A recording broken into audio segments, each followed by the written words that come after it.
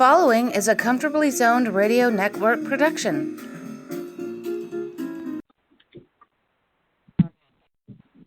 Thank you, Tally Olson. I am back. You are comfortably zoned with me, the Zigzag Man, in Alameda, California.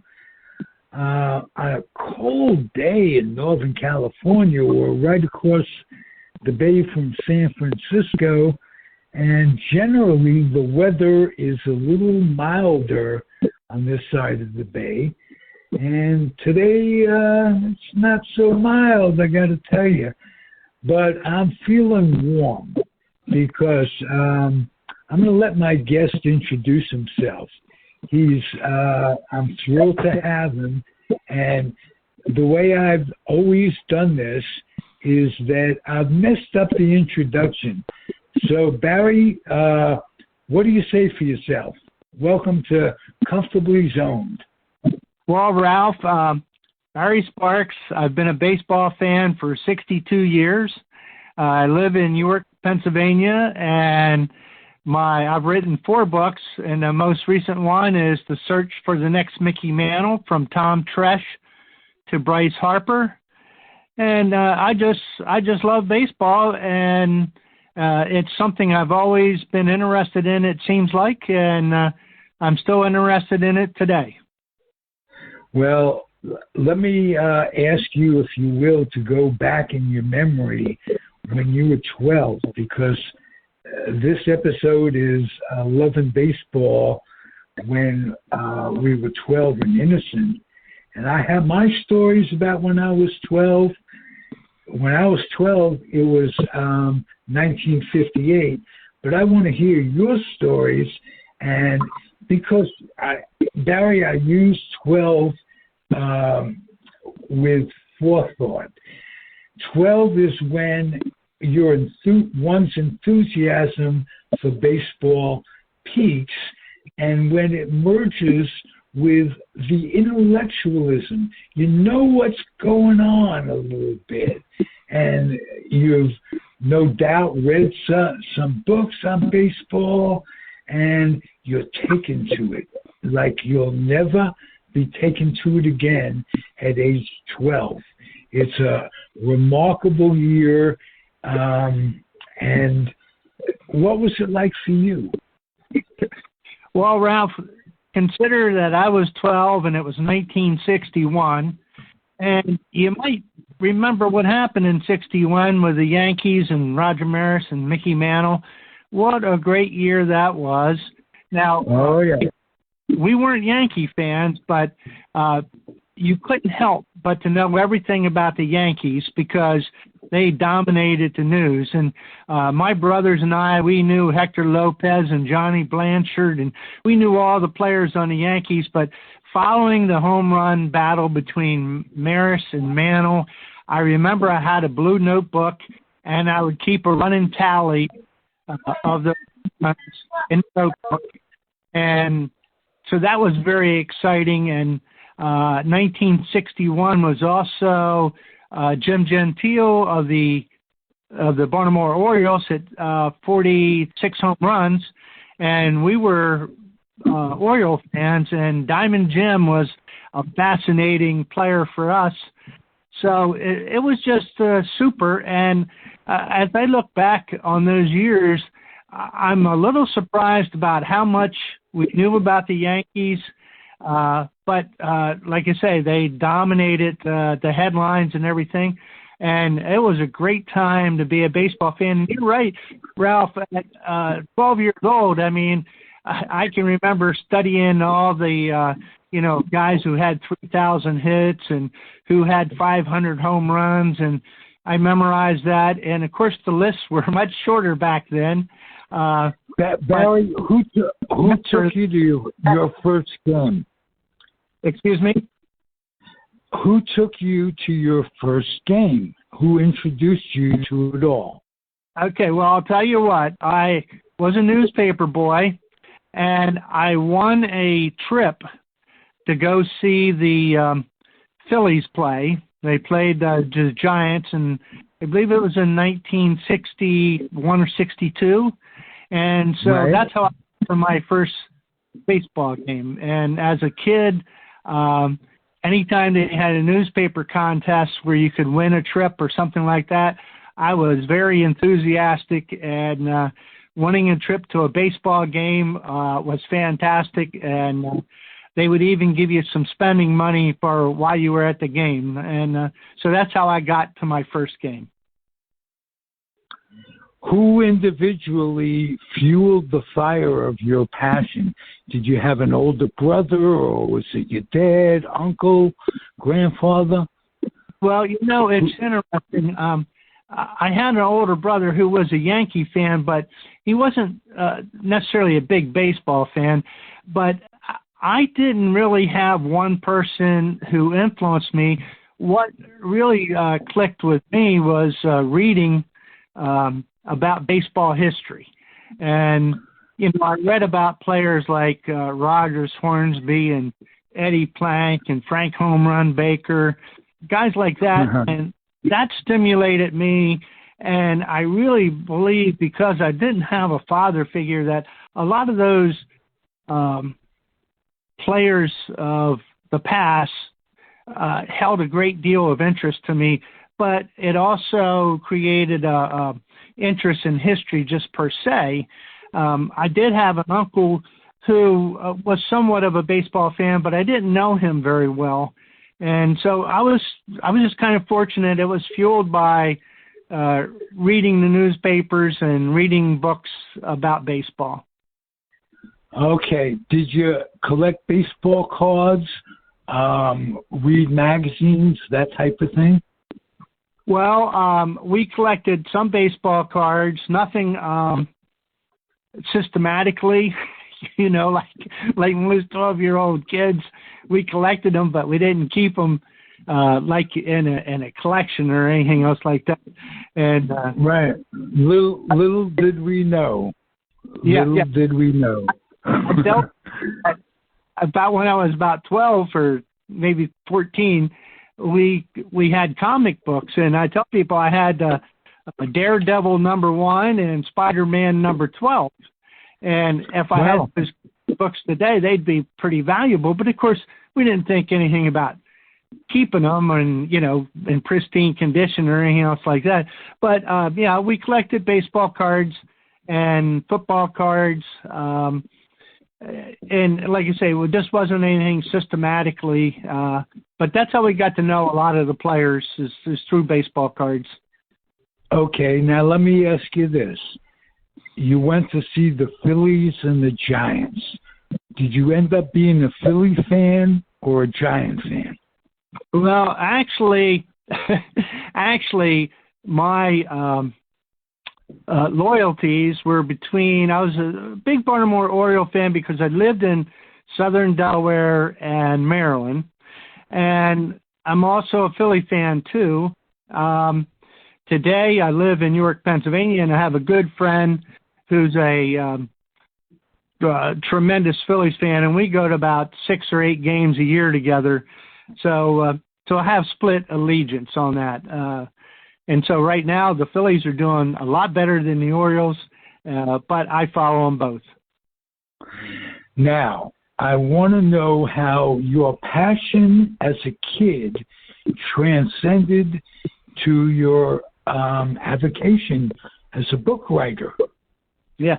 Well, I'll tell you, Ralph, as somebody who was interested in baseball, how I got interested in journalism is all connected to my interest in baseball. And so one time the sports editor of our daily newspaper wrote an article about baseball records.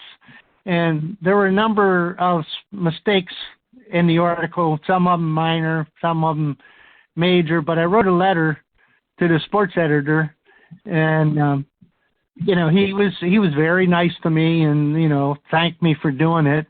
And I'm in college, and it's 1970, and you know, the 1969 Macmillan Baseball Encyclopedia had just come out in '69, and right. I was home one time during the Christmas break, and for some unknown reason, I mean, I was leafing through the encyclopedia, and I came up with the idea to write an article about the disappearance of the triple.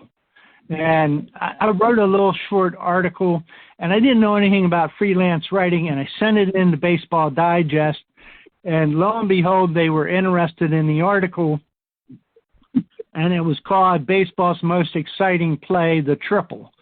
And it was published in 1970, July 1970. I was only a junior in college, but the sports editor at my daily newspaper saw it, and he invited me to write some articles for the paper, which I did. Eventually, that turned into a full-time job as a sports writer. And then I was always interested in writing books. And, of course, baseball was the most logical topic. And my first book I wrote was a biography of Frank Home Run Baker. This is actually my second baseball book. I have two other books.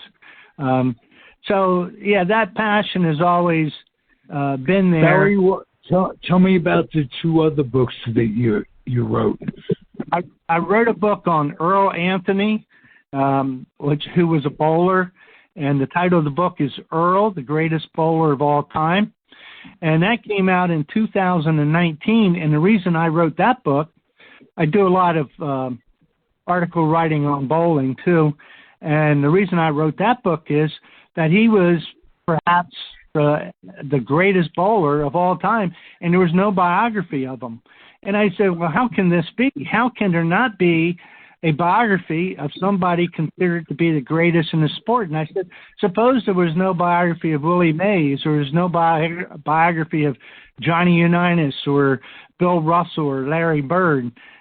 People would be outraged, like, of course they deserve it. And Earl Anthony deserved it too. So I actually interviewed 110 people for that book, and it came out, and I was very, very satisfied that I was able to fill a niche that hadn't been filled, and it was very well received and has done very well.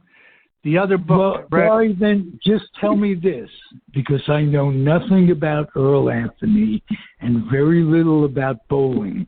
He was on Saturday afternoons, and we'd have to watch it because it led into a wide world of sports when I was a kid. But how did the Jersey side of the pins get started? Where did that come from? Well, that's a good question. I don't know the answer to that.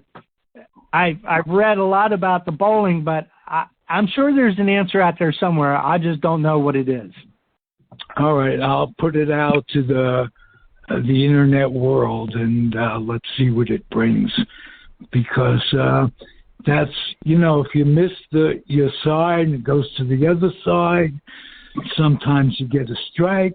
That's the Jersey side. Yeah. How did before I start boring you and the audience, let's get to your current book. How did that come to be, the current baseball book, and what inspired you, and what's it all about, Barry? Okay. So, Ralph, the title of the book is The Search for the Next Mickey Mantle, from Tom Tresh to Bryce Harper. And how this book came about was when I was 13, Tom Tresh won the Rookie of the Year, 1962. And it was the next year, 1963, where people started to write articles about Tom Tresh, and they said, is he the next Mickey Mantle? And I always remembered that, and I remembered other players who were labeled as the next Mickey Mantle. And most of them never really panned out. And so periodically I would read an article about somebody or a couple players who were supposed to be the next Mickey Mantle, but they just had a few cursory paragraphs. They didn't really explain much about what happened to these players. And so I was wondering, why didn't most of these players fulfill the potential that other people thought they had? I mean, did they lack ability? Did they get a fair opportunity? Were they managed correctly? What were their weaknesses? And did the pressure... What was the press like in their town? Excuse me? What was the press like in their town? Because that can... Well, most of these guys that were labeled the next Mickey Mantle played for the Yankees.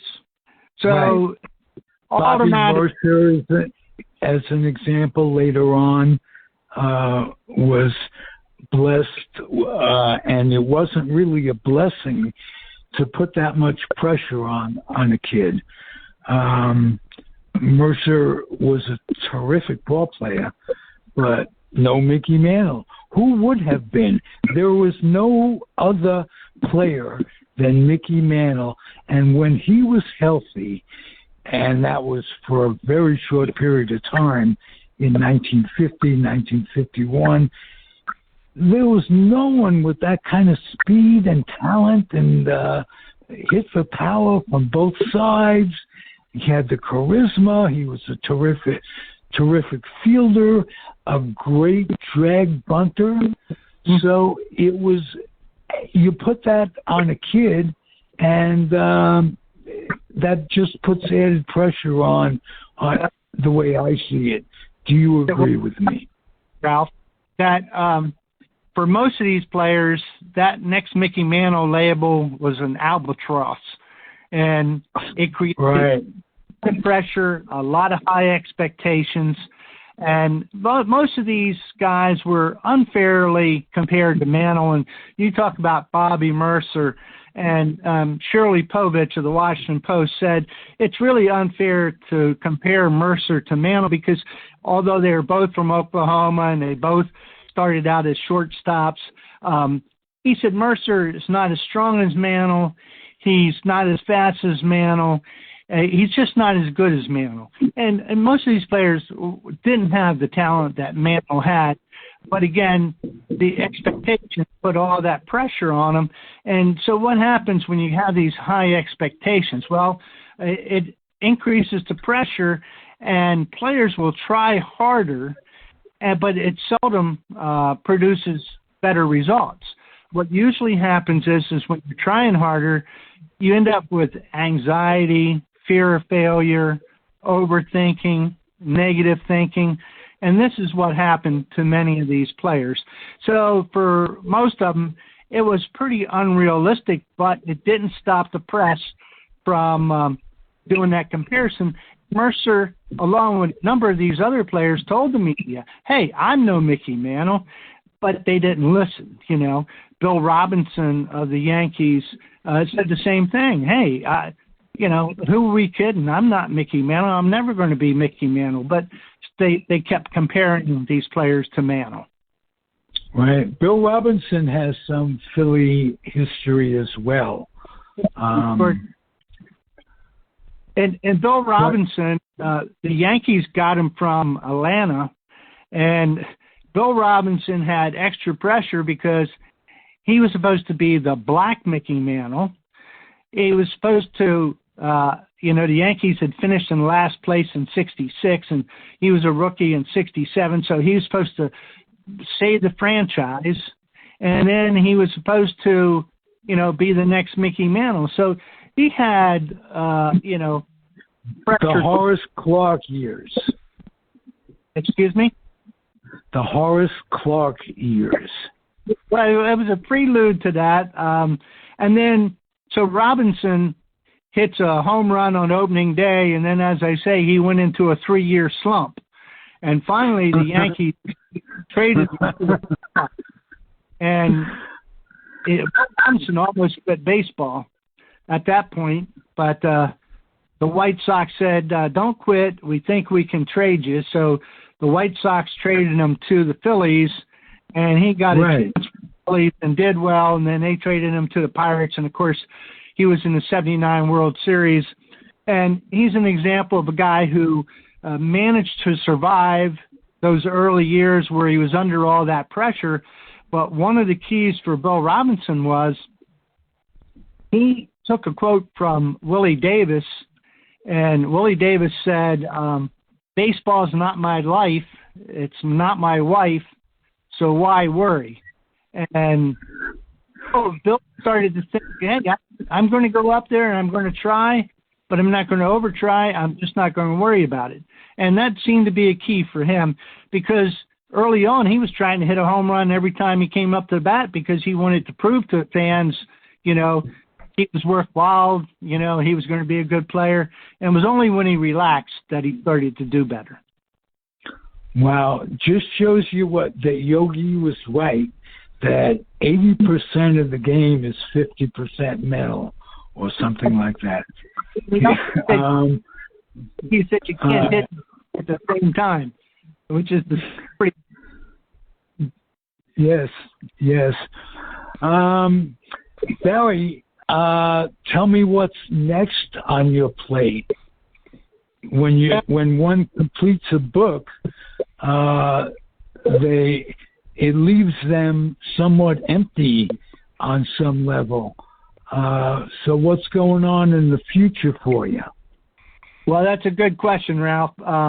At this point, like most authors, I'm always thinking about, hey, what's a possible book idea? But you've got to have a couple things. You got to have a topic that you're passionate about.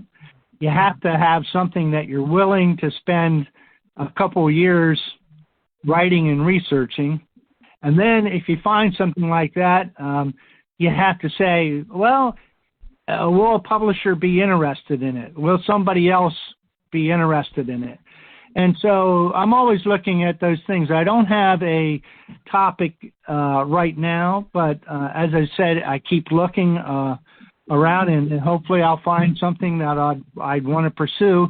And I try to find things that haven't been written about very much, so that it's something new and that it does fill a niche. And that's something that I think the Search for the Next Mickey Mantle book does. And people might be interested in knowing some of the players that I talk about in the book. And I have 16 players featured. And they go from Tom Tresh, who started in '62. And I have other books that people will remember, Joe Pepitone, Roger Repos, Rick Reichhardt, Steve Whitaker, Clint Hurdle, Kurt Gibson, Craig Jeffries, Mike Trout. So I have 16 players and on. Some of them, two of them, probably Trout and Harper, are going to end up being in the Hall of Fame. A number of them had good, steady careers. They're not going to be in the Hall of Fame, but they had nice careers. And a couple were big disappointments and flops. And I try to explain for each one of those players why it was that maybe they didn't perform as well as what other people thought they would. Which players surprised you the most, either negatively or positively, when you met them? Well, you mean people in the book or people that players? People in the book. People in the book. What, Ralph? Joe Pepitone is a player who probably squandered as much talent as anybody. And Joe admits this. If you read Joe's autobiography called "Joe, You Could Have Made Us Proud," you'll want to cry. I did read it. Yes, I did read it. He was much more interested in being the next Warren Beatty or Frank Sinatra than he was the next Mickey Mantle. But Joe was such a slacker that when he said he was going to give 100%, it made headlines. And Joe hit 219 home runs in his career, and he said, I should have hit 400. He batted 258, and he said, I should have hit 298. Arthur Daly of the New York Times wrote that Joe Pepitone has squandered his talent prodigiously. And Joe played for 5 teams, and he walked out on all 5 teams. So people who saw Joe play will tell you he had Hall of Fame talent. And it's just a shame that he didn't apply himself. Another guy. Well, let me talk to that a second. When they moved Pepitone from first to center to placate Mantle, they thought that it would save Mantle's legs to put him at first. That was ridiculous. It didn't turn out, and it was ridiculous from that standpoint. But from putting Pepitone in center, this guy was terrific. And he was vastly underrated through his career because of his head. He had $1 million airport with a $10 tower. That's what they described him as. But Pepe had a good time. Joe Pepitone won a couple Gold Gloves at first base, and his goal was win a Gold Glove in center field or in the outfield. And he, like you said, he was a very good outfielder, great first baseman. Mantle really couldn't have continued to play center field. His knees and legs were giving him such a problem. But Joe, for all the potential he had, he never hit more than 31 home runs. I think he drove in 100 runs one time and batted 300 once. So he was a big underachiever, but he was very distracted off the field. And, a lot of people felt bad for Joe, but he didn't do better than what he did. As far as, he had a nice, decent career, but he could have had a Hall of Fame career. What was he like personally that you didn't expect him to be like? Well, Joe was everything that I had read about him in that, he was a magnet for the media. He was flamboyant. He was colorful. He had the hairstyles. He had mod dressing. And some people resented Joe in that he got more publicity than a guy like Al Kaline did with the Tigers. And right. Getting it because of his lifestyle and the fact that the media loved him. And Al Kaline was a steady Hall of Fame type player, and sometimes it was hard for Kaline and other players to come by the attention that Pepitone was getting. Joe just never seemed to want to work too hard. He would apply himself for maybe a couple months at a time, and then he would get tired of trying. He didn't stay in shape. He was out until all hours of the morning, and he took full advantage of being a celebrity in New York City. It's nothing that if you read anything about the Yankees and Pepitone, most of his personality is out there. Absolutely. But what did he show you in his personality? Well, he showed that he didn't show the world, if anything. Well, I don't. The only thing that I could say, Ralph, is that the more I read about Joe, the more I realized that he didn't apply himself enough, and maybe people didn't realize that he could have been a much, much better player than what he was. Because like I said, he had a decent career, but would people have thought that he could have been a Hall of Famer? No, I don't think so, but he could have been. He could have easily have been. Okay. You've done good today. Would you come back sometime? Oh, sure. I'd love to. After there's a lot of different aspects we can talk about, and one of the things that I certainly could talk about a little bit more is about the role of sports psychologists in baseball and sports in general. And that's something that Joe could have used. But most of the players in this book, the 16 players I featured, most of them never had the benefit of a sports psychologist. And I only wish they had. Does the name Harvey Dorfman ring a bell with you? Sure. The 1989 book, The Mental Game, is what started to change the sports psychology. Well, Barry, I was the tops baseball representative in those years, and they were the years of Von Poppel and the Four Aces, and Harvey Dorfman went around with them the entire summer, and I got to know Harvey very well, so I can speak to the topic. So anytime you want to chat just for a little bit, please let me know, and I'll put you on. All right, well, that'd be great, because we will hook up again, and I enjoyed talking to you about baseball and the book. And if people are interested, the book is available on Amazon, and that's The Search for the Next Mickey Mantle, from Tom Tresh to Bryce Harper. And let me ask you this, Barry, did you have fun? Oh yeah, Ralph. That's all I want to hear. It makes it a good day for me. Yep. I had fun. Like I say, I enjoyed it very much. Thank you, Barry Sparks. I'm Ralph Tycho, the weak link of it all on Comfortably Zoned Radio Network. We are on all our 31+ thousand offerings are on YouTube. Just go to Comfortably Zoned on YouTube and type in whatever you want. I talk to a lot of interesting people, none more interesting than you, Barry.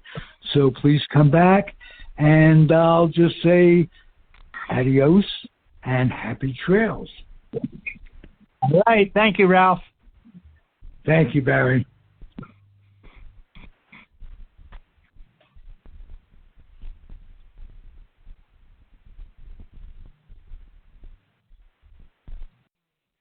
The proceeding has been a Comfortably Zoned network production.